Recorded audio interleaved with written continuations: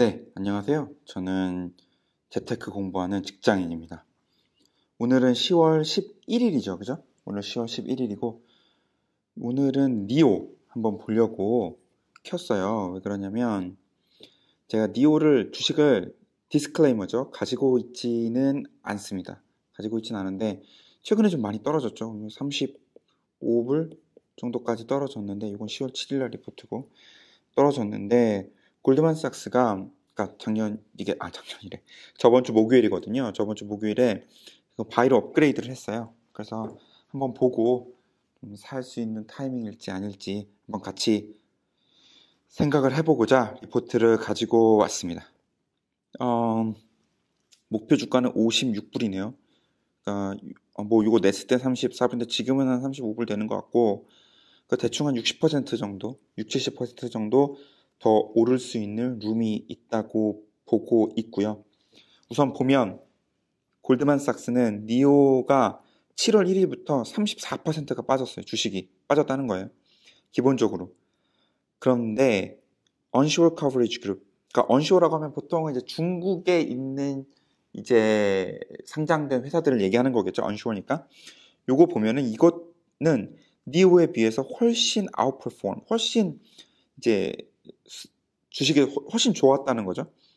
기본적으로 보면 샹하이 컴포짓, 뭐 상하이 인덱스 같은 거겠죠. 이거는 플랫이고, KTL도 배터리 만드는데 플랫이고, BYD는 뭐 배터리도 만들고 회사도 만들고 하겠죠. 요거는 이제 오히려 5% 오르고, 근데 니오는 34%가 떨어졌다는 거죠. 그러니까 요게 이제 굉장히 특이하다는 건데, 기본적으로 보면 니오는 아무래도 이제 ADR, 뭐 이래. 기본적으로 보면 니오는 ADR이니까 미국에 상장되어 있는 거잖아요.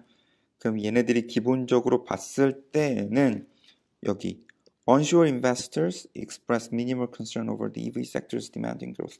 그러니까 중국 내에 있는 이런 투자자들은 어떤 전기차에 대한 수요라던가 성장이라던가 이런 것들이 확실히 미국에 있는 투자자들에 비해서는 좀 걱정을 덜 하고 있는 거죠. 아무래도 체감으로 더 느낄 수도 있는 거고, 그러다 보니까는 이제 이렇게 생각을 하고 있는 거고, 그렇게 생각을 하면은 뭐 sales penetration, 뭐 매출이라던가 market share라던가 이런 것들이 이제 굉장히 좋다라는 거죠. 기본적으로 봤을 때.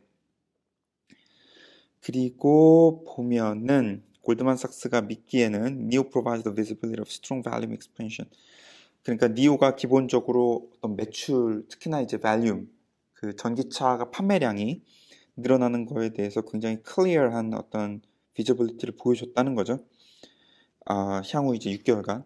특히나 이제 ET7 때문에 이게 이제 중국에서 굉장히 비싼 모델인가 봐요. 근데 나중에 사진도 있는데 굉장히 좋더라고요. 딱 보기에는. 그런 면에서 이제 조금 골드만삭스는 니오에 대해서 긍정적으로 보고 있는 것 같고요. 보면 니오의 포지션, ET7의 어떤 포지션 자체가 굉장히 전략적이다. 이렇게 얘기하는 거고, 요 same 클래스가 머세데스 S 클래스나 BMW. 근데 같은 클래스면 머세데스 S나 BMW 7을 사지 않나? 모르겠다. 저는 니오에 대한 믿음이 그렇게 크지 않아서 그런지 모르겠는데,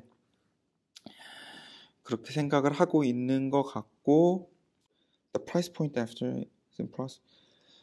그러니까 이게 BAS 플랜을 뭐 하고 이렇게 한 다음부터는 머세데스 E 클래스나 BMW 5 시리즈랑 가격이 거의 지금 비슷하게 가고 있는 거예요. 이게 진짜 대단하죠.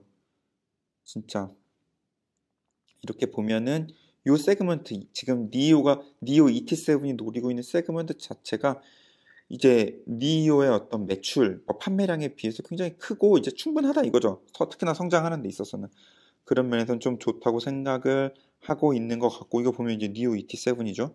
이쁘지 않아요? 전 진짜 이쁜 것 같습니다.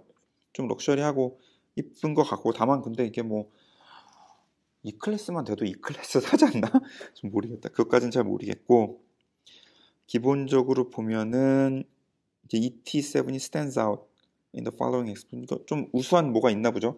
파워트레인, 뭐 배터리 쪽인데, 배터리 쪽을 보면은 얘네들이 LFP랑 NCM을 같이 쓰고 있대요. LFP는 코발트를 안 쓰죠, 그죠?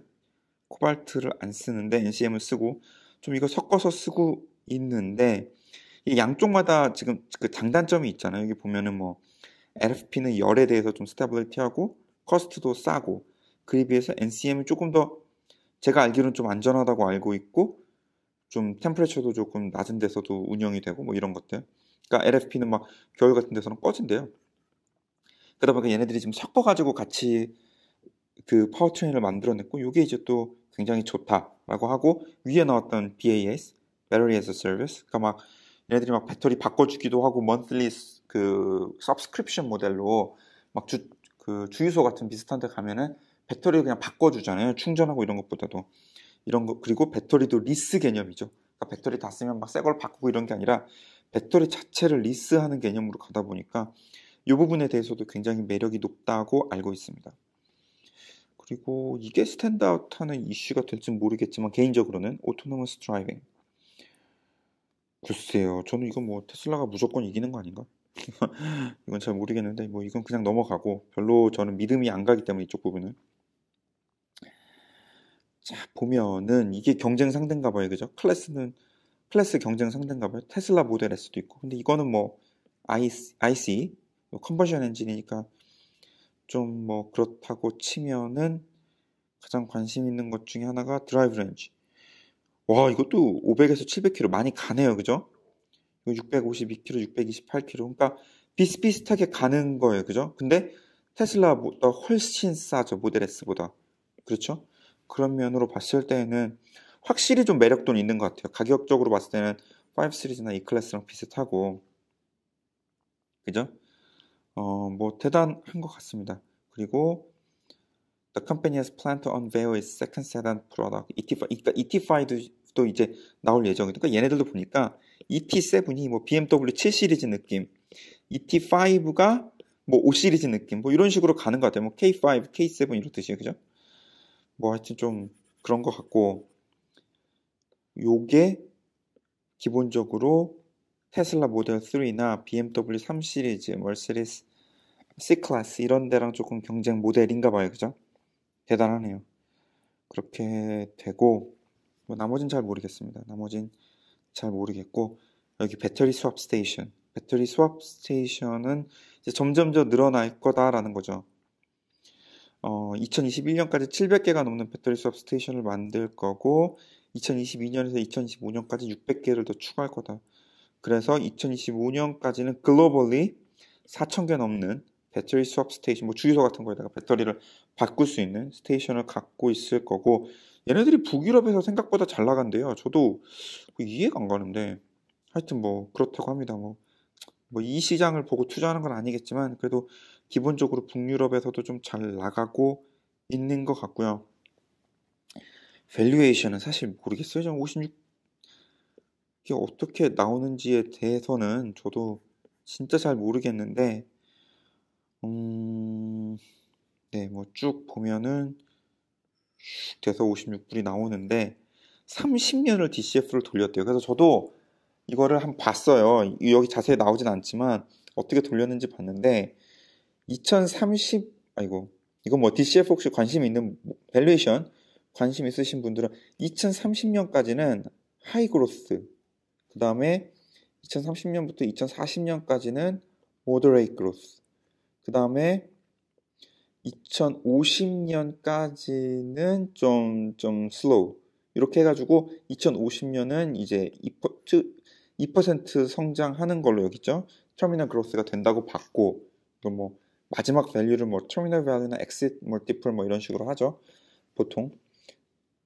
하여튼 이런 식으로 밸류에이션을 이렇게 세 개로 나누고 그 다음에 이제 터미널 밸류 구해가지고 밸류에이션이 나왔더라고요. 아주 말도 안 되는 건 아닌 것 같은데 조금 모르겠어요. 저는 조금은 긍정적으로 보는 게 아닌가 하는 생각은 있어서 저는 좀 가격이 조금 떨어져야 지금 35불도 뭐 얘네들이 생각하는 거에 비해서는 좀 싸지만 저는 개인적으로 앞에 2자를 좀 찍고 싶은 것 같아요. 뭐 2자를 좀 찍어야 살 수 있지 않을까. 개인적으로는 그렇게 생각을 하고 있습니다. 그래서 어차피 이거는 볼레틸리티가 굉장히 큰 주식이니까 좀 기다려 보고 살려고 생각을 하고 있습니다. 네, 오늘은 니오를 봤고요. 참고로 요즘 알리바바 어제 오늘 많이 오르고 있죠. 오늘은 오를 것 같고 오늘은 뭐 홍콩 주식이 많이 올랐으니까 굉장히 지금 기분이 사실 조금 좋은데 좀 니오는 뭐 개인적으로 지금 안 갖고 있으니까 좀 확 떨어졌다가 저한테 좀 살 수 있는 기회를 줘서 그 다음에 사는 올라가는 그런 기회가 좀 됐으면 좋겠습니다. 하여튼 도움이 되셨으면 좋겠고요. 이상입니다.